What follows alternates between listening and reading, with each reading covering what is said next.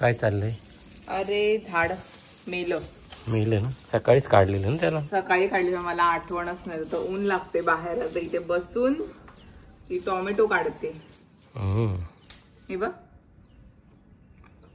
मस्त पिकलीत ना. पिकलीत ती. त्याला कसं एकदाच भर येतं, बहर आला एकदाच, मग नंतर तो मरतो झाड. नंतर मग त्याची सुकतो ना तो स्वतःहून, त्याला काहीच येत नाही. मग नवीन फुलं येत मला, पण मी नाश्ता करायला बसते तर मग मला उशीर झाला.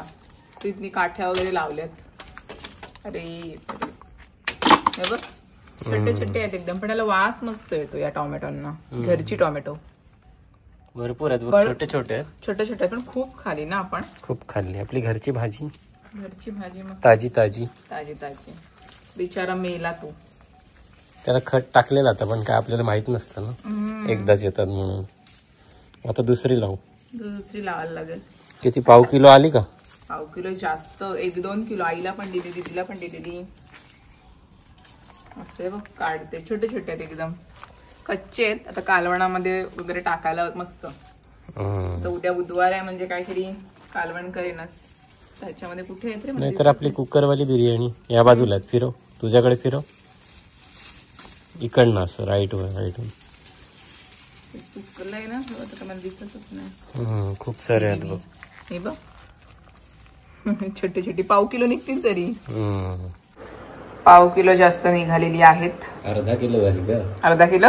छोटी छोटी आहेत पण भरपूर आहेत बघ. अशी मला आवडतात खायला. पिकलेली जरा. चला, पिकलेली टोमॅटो खाल्ली ना की फुफ्फुसासाठी चांगलं असतं ते.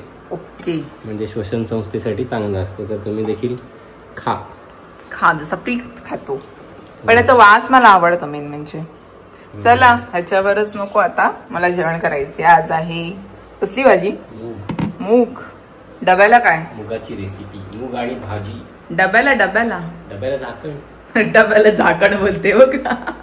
हे खरंच सांग, मी काहीच विचार नाही केला डब्यात. हीच भाजी बनव.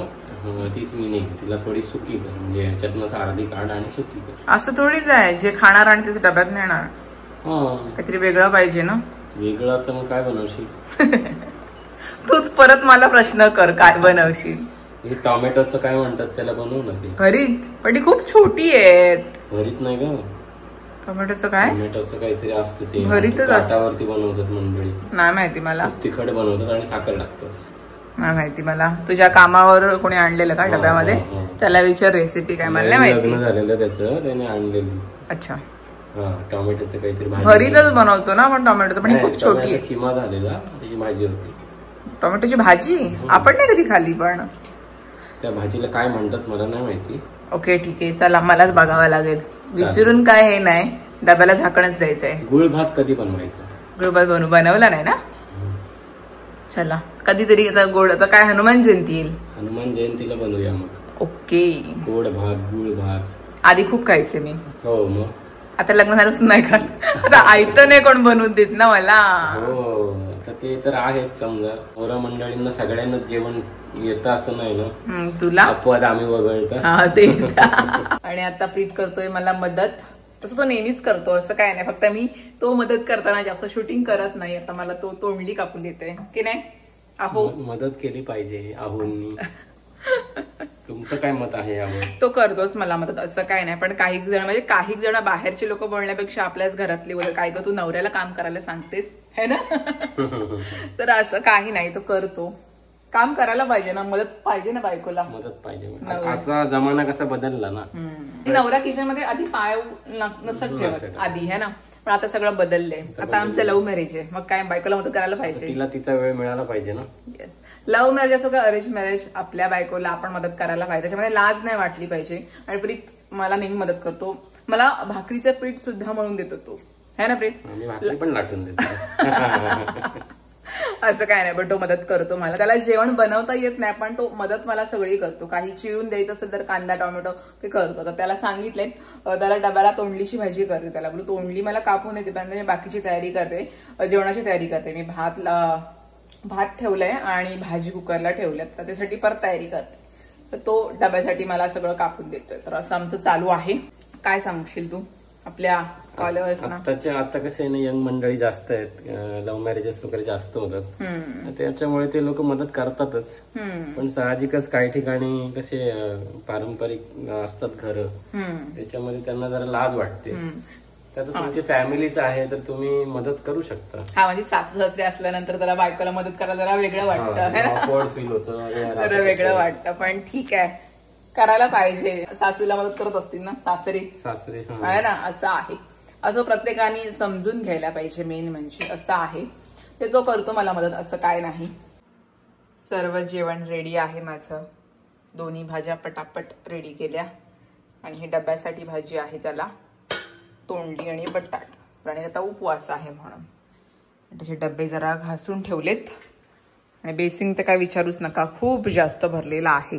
चला, काम झालं माझं. आत्ता वेळ मिळाला जरा, तर नेहमी 10 वाजल्यापासून किचनमध्येच असते मी डब्याची तयारी करत. पण आता जरा नवऱ्याने मदत केली, कसं जरा थोडा वेळ भेटलाय नवऱ्यासोबत बोलायला. डबा आणि जेवण लवकर झालं म्हणून जरा वेळ आहे, तर आता प्रीतसोबत गप्पा मारते. नाही तर पटकन तो कामाला जाईल आणि मग तो रात्री येईल 11:30 वाजता.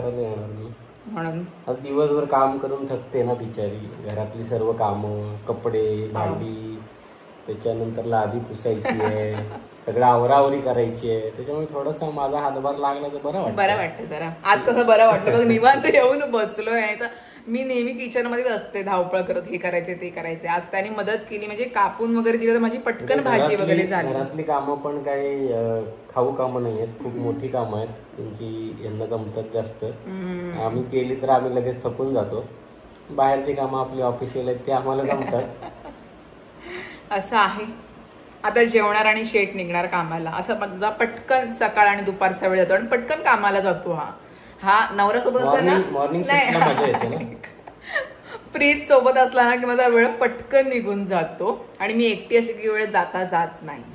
सेकंद मोजत असते बिचारी.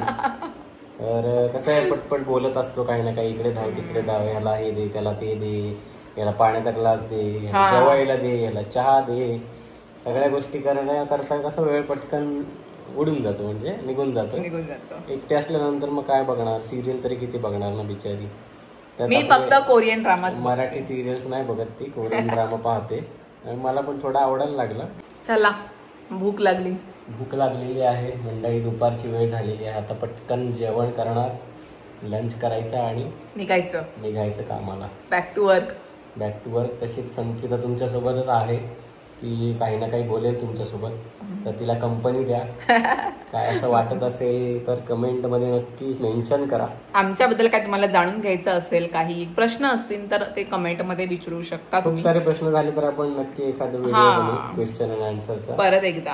हा, तर मग असाच तुमचा आम्हाला सपोर्ट असू द्या. व्हिडिओला शेअर करा, जेणेकरून खूप सारी फॅमिली आपली वाढू शकते. थँक्यू. ओके, प्रीत नेहमी थँक्यूच बोलते. चला, जेवण वाढते, आता डबा भरायचे मला.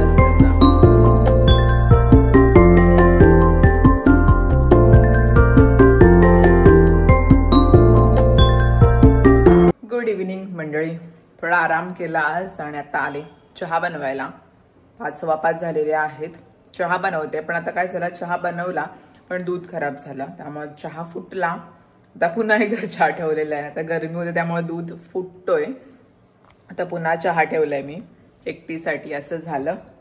मला काय झालं अचानक, चहा का असा खराब झाला, दूध फुटल्या. मग परत दुधाची पिशवी घेतली, तिला तापवली मस्त गरम, चांगला आहे दूध. मग आता चहा बनवायला घेतला परत. असं चाललंय. प्रीत गेल्या कामाला. त्याच्यानंतर आपली घरातली सगळी कामं उरकली आणि थोडा वेळ आराम करत होते. झोपले तर नव्हते, तशीच लोळत होते. पण आता फ्रेश वाटते आणि आता चहा बनवायला. चहा घेते आणि थोडासा व्यायाम मला करायचा आहे, तर ते करते. तर पहिले चहा घेते.